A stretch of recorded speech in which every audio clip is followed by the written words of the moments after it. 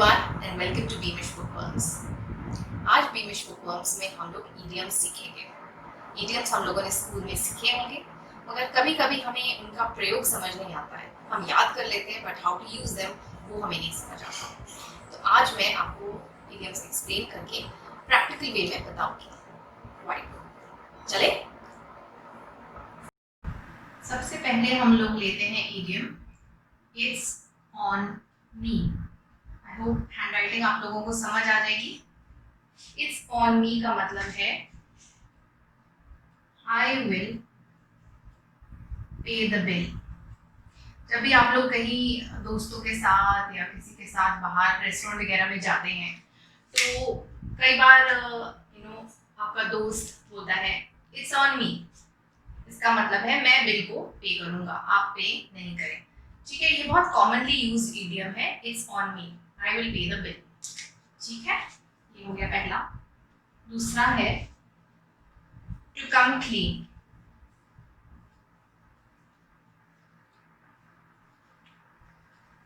To come clean का मतलब है टू कन्फेस और to admit to doing wrong. बहुत बार ऐसी बात होता है जब हम कोई गलत काम करते हैं या झूठ बोलते हैं तो हम लोग बोलते हैं उसको टू कम क्लीन, सच बोलना। हाँ जी मैंने ये गलती की है, हाँ ये फूलदान मैंने तोड़ा है, गिलास मैंने तोड़ा है, हाँ जी मैंने झूठ बोला है। That means to come clean, confess करना, अपनी गलती को मान लेना कि हाँ जी मेरे से गलती हुई है। ठीक है, पहले दो फिर से एक बार रिपीट करते हैं। It's on me, I will pay the bill. मैं बिल अदा करूंगा। हो सकता है यारों दोस्तों के साथ कहीं पार्टी में तो नहीं, किसी रेस्टोरेंट वगैरह में गए हो तो वो बिल देंगे। ठीक है, और टू कम क्लीन अगला वाला to confess, to admit to doing wrong. हमने कोई गलती की, हमसे कोई भूल हो गई, हमने झूठ बोला तो हम उस चीज को, अपनी गलती को मान लेंगे। That is to come clean. ठीक है, आगे बढ़ते हैं। Number 3, face the music. Face the music मतलब face the consequences.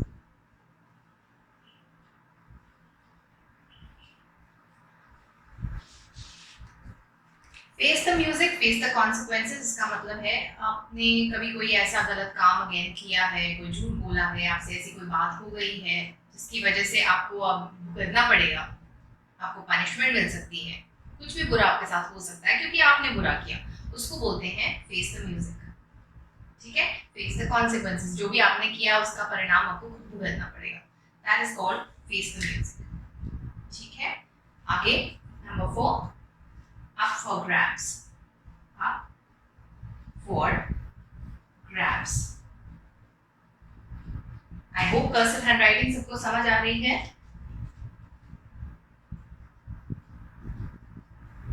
Available to everyone।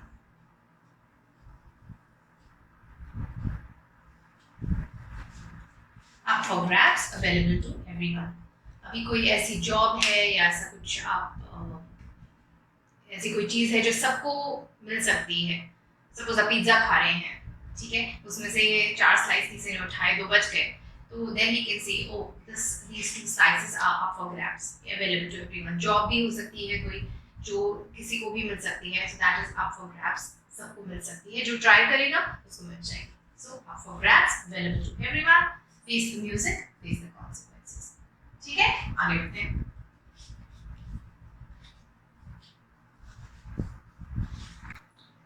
Number 5, test the waters।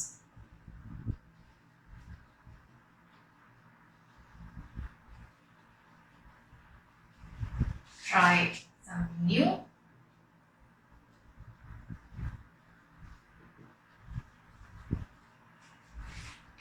जब आप कोई नई चीज शुरू कर रहे हैं, कोई नई चीज के साथ एक्सपेरिमेंट कर रहे हैं तो उसे कहते हैं टेस्ट द वाटर्स। बहुत बार आप कोई नया साबुन, कोई नया टूथपेस्ट भी यूज कर रहे हैं, that is also called testing the waters.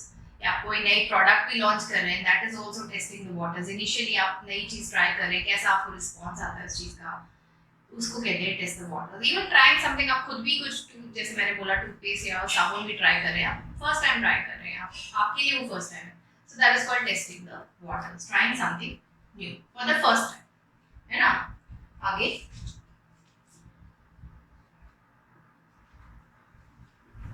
get the picture,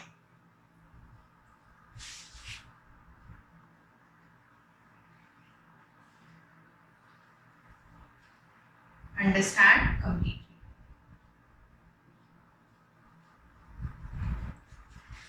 get the picture मतलब कोई आप चीज को आपको समझ नहीं आ रही थी पर आपको धीरे धीरे वो उस चीज समझ आ गई है, तो आप उसको बोलते हैं ओह now I get the picture, अब मुझे समझ में आया। ठीक है, थोड़ा थोड़ा शायद धूमिल सा था, मुझे नहीं पहले पता चल रहा था, लेकिन अब मुझे वो पूरी चीज क्लैरिटी के साथ समझ आ गई है, तो उसे कहते हैं get the picture, to understand completely. Test the waters, try something new for the first time, get the picture, understand completely, कोई भी चीज को अच्छे से समझ जाना, बिल्कुल पूरी तरह से। ठीक है, आगे बढ़ते हैं। तो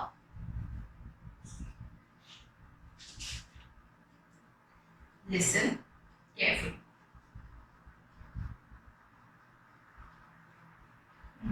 टू समवन, बेसिकली कोई कुछ बोल रहा है उसको, lend an ear, listen carefully to someone. बहुत बार ऐसा होता है आपके कोई दोस्त आपसे कुछ कहना चाहते हैं, कुछ मन की बात बताना चाहते हैं और आप बहुत अटेंटिवली उनकी बात को समझते हैं, सुनते हैं, तो उसे बोलते हैं लेंड एन ईयर। ये नहीं कि आप कैजुअली मतलब आपके कान में बात आ गई, वो बात लेंड एन ईयर नहीं होती। लेंड एन ईयर है मतलब आप सब काम छोड़ के बिल्कुल केयरफुली उनकी बात को सुन रहे हैं और उनको पूरा ध्यान दे रहे हैं, that is called lend an ear. ठीक है, number 8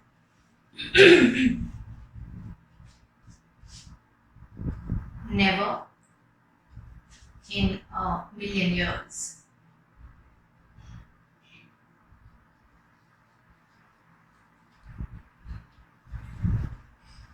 never ever, never in a million years मतलब वो चीज या वो बात जो कभी हो ही नहीं सकती, उसे बोलते हैं never in a million years. क्योंकि हम लोग वैसे भी 100 ईयर्स की हम लोग की लाइफ स्पैन है, आजकल तो खैर 100 से भी कम है, तो मतलब हमारी लाइफ टाइम में नहीं हो सकता, किसी के लाइफ टाइम में भी नहीं हो सकता, तो इसको हम बोलते हैं never in a million years. जो चीज़ इम्पॉसिबल सी है, नहीं हो सकती, पॉसिबिलिटी नहीं है उस चीज़ की होने की, तो उसको हम लोग बोलते हैं never in a million years, कभी कभी नहीं हो सकती ये बात।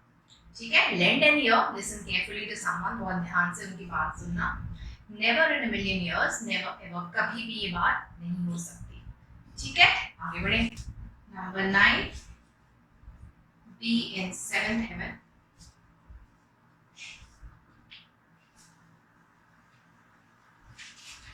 be extremely happy,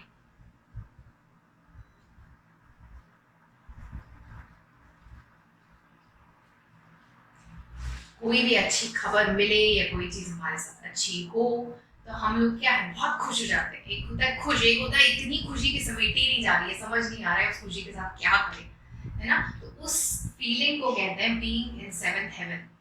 ठीक है, एक छोटी खुशी होती है और एक बहुत बड़ी, बहुत ही बड़ी खुशी होती है, उसे हम लोग बीइंग इन सेवेंथ हेवन बोलते हैं, बीइंग एक्सट्रीमली हैप्पी। नंबर 10, गो बनानास।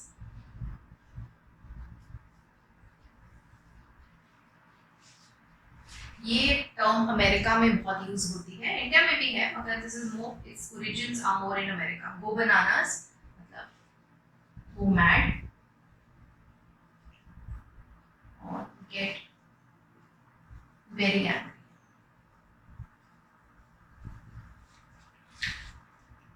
इसको ये बहुत ही कैजुअल वे में, इसको कोलोकियल यूजेज है गो बनानास की।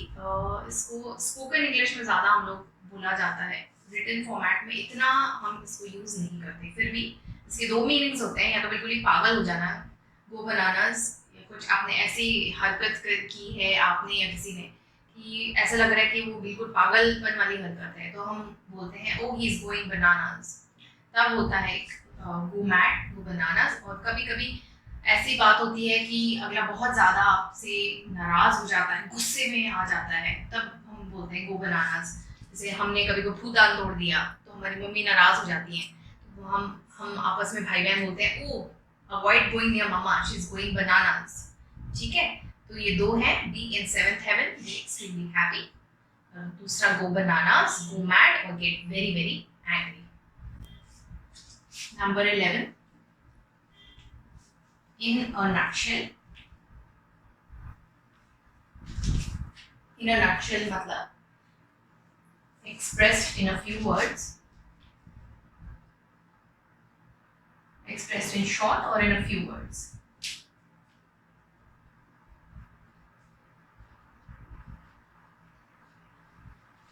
जैसे हम लोग कोई बुक पढ़ते हैं या कोई पिक्चर देखते हैं, तभी हम उसकी समरी जानने की कोशिश करते हैं। किसी हमारे किसी दोस्त ने देखी हो तो हम बोलते हैं, अरे इन अ नटशेल बताओ क्या है पिक्चर में, इन अ नटशेल बताओ किताब में क्या है। तो हम उसको थोड़े शब्दों में बयान करने की कोशिश करते हैं, तो उसे बोलते हैं इन अ नटशेल। ठीक है, आगे ये भी थोड़ा गुस्से वाला इडियम है, hit the roof. Hit the roof का मतलब भी होता है गेट वेरी एंग्री। हम उसी एग्जाम्पल को ही लेंगे, जैसे मैंने पहले बोला था कि अगर हमारी मम्मी हम पे नाराज हो जाती हैं, हमने कोई गिलास तोड़ दिया, फूलदान तोड़ दिया, तो मम्मी थोड़ा नहीं बहुत ज्यादा गुस्सा होती है। हम बोलते हैं, oh my god mom is hitting the roof, she is getting very angry. तो हिट द रूफ होता है थोड़ा नहीं बहुत ज्यादा गुस्सा हो जाना, एकदम आग बबूला हो जाना, जिसे हम लोग हिंदी में बोलते हैं। ठीक है, तो in a nutshell, expressed in short और in a few words, hit the roof, get very very angry।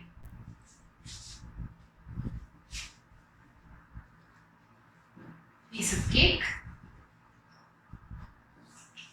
very easy। जैसे हम बोल सकते हैं, एटलीस्ट मैं तो बोल सकती हूँ, बहुत जल्दी आप लोग भी बोलेंगे, English grammar is a piece of cake, it's very easy, बहुत आसान है। ठीक है, बहुत लोगों के लिए मैथ्स इजी होती है, तो हम बोलते हैं, oh maths is a piece of cake, बहुत आसान है, वेरी इजी। ठीक है, और नंबर 14, क्वालिटेटिव।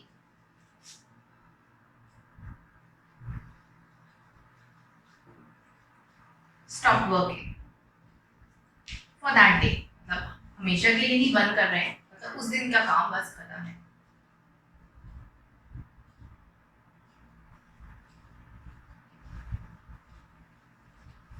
शाम को पूरा दिन काम करके आप थक जाते हैं, उसके बाद आप बस काम को रोक देते हैं, तो हम उसे बोलते हैं कॉलिंग इट अ डे। आज के दिन का काम हमारा खत्म हुआ, अब हम कल सवेरे फिर से काम करेंगे, लेकिन आज के लिए हमारा काम खत्म है। ठीक है, तो that's called calling it a day, stop working for that day. piece of cake, very easy, like English grammar। Number 15, easy does it। easy does it का मतलब है slow down और do it carefully।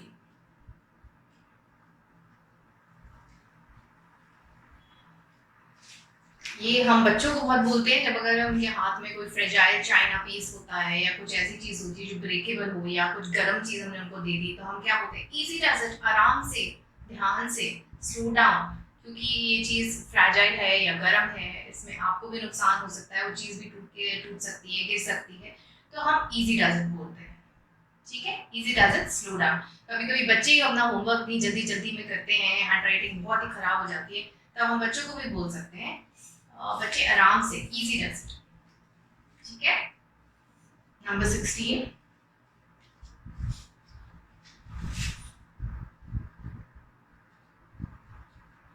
pull yourself together।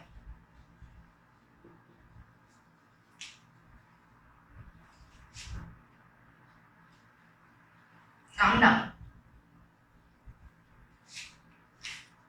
कभी कभी ऐसे बहुत हालात होते हैं जब हम लोगों को या तो बहुत गुस्सा आ रहा होता है या बहुत नर्वस हो जाते हैं या हम रोने लग जाते हैं, कुछ ऐसी इमोशंस हम लोगों के आती हैं कि हम अपने आप को कंट्रोल नहीं कर पाते हैं, या तो बहुत ज़्यादा गुस्सा हो जाते हैं या रोने लग जाते हैं या नाराज़ हो जाते हैं, तब उसको अगला हमें बोल सकता है पुल योरसेल्फ टुगेदर, मतलब काम डाउन, नॉर्मलाइज हो जाओ बिल्कुल।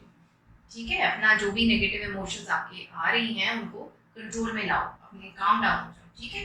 सो pull yourself together, calm down, easy does it, slow down, do it carefully. Kick the bucket.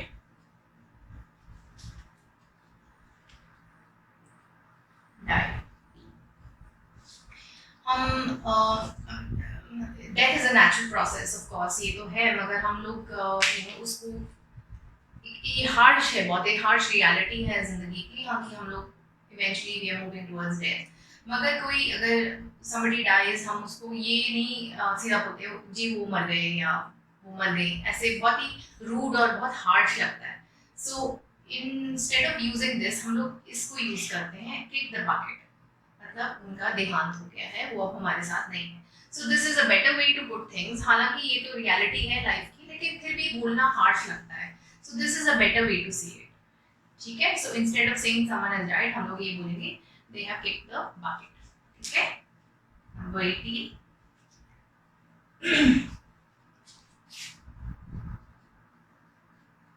so far so good, things are going well up till now.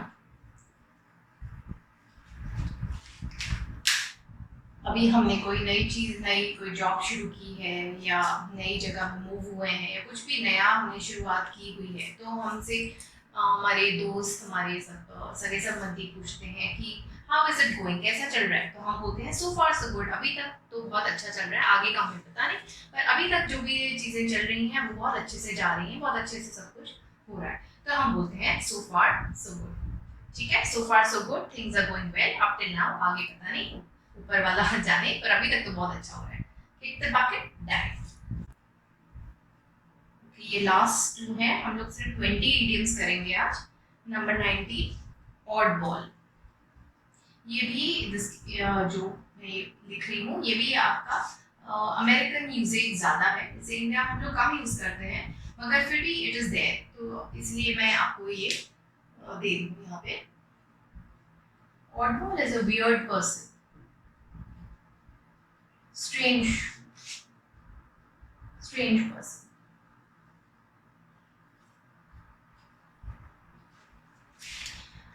कभी कभी हम लोगों की मुलाकात ऐसे लोगों से होती है जो थोड़े से डिफरेंट हैं, अब ये नहीं हम कह सकते वो पागल हैं या सनकी हैं, पर वो थोड़े से डिफरेंट होते हैं, वो हमारे तरीके से नहीं होते, तो उनकी कुछ जो डिफरेंसेस हैं वो हमें अजीब लगते हैं, ठीक है। तो हम बोले इसलिए बोलते हैं कि वो odd ball, that person whoever XYZ is an oddball, ठीक है। ये नहीं मतलब कि वो पागल है या कुछ उसमें कुछ खराबी है, इसका मतलब है सिर्फ डिफरेंट है थोड़ा हमसे, इसलिए oddball। Number 20, hang in there। ये भी अमेरिकन यूजेज है।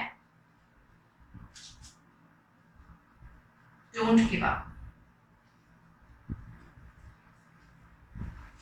बहुत बार हम ऐसी परिस्थितियों से गुजरते हैं जब हमें थोड़ा सा कठिनाइयों का सामना करना पड़ता है, हम लोगों को लगता है डेड एंड आ गया, हम नहीं इस चीज़ को ओवरकम कर पाएंगे, तो हम लोग हताश हो जाते हैं, हिम्मत हार जाते हैं। लेकिन हमारे जितने भी हितैषी हैं, हमारे वेल विशर्स हैं, हमें क्या बोलते हैं, हैंग इन देयर, अभी गिव अप मत मारो, सब कुछ ठीक हो जाएगा, बहुत जल्दी समय बदलेगा और आपके साथ अच्छा सब होगा, इसीलिए अपनी हिम्मत बांध के रखो। तो हम बोलते हैं hang in their, don't give up, हिम्मत मत हारो। ऑडबॉल, स्ट्रेंज पर्सन, डिफरेंट पर्सन, ठीक है। यहाँ हमारे कंप्लीट होते हैं 20 इडियम्स आज के लिए। आई होप ये इडियम्स अब आपको अच्छे से समझ आ गए होंगे, इनकी आप लोग खूब प्रैक्टिस करें, कॉन्वर्सेशनल इंग्लिश, बोलने जाने वाली इंग्लिश में भी, फिर जैसे जैसे आप प्रैक्टिस करेंगे ये आपके लिए और आसान होते जाएंगे। From Beamish bookworms, till next time, happy studying, happy reading.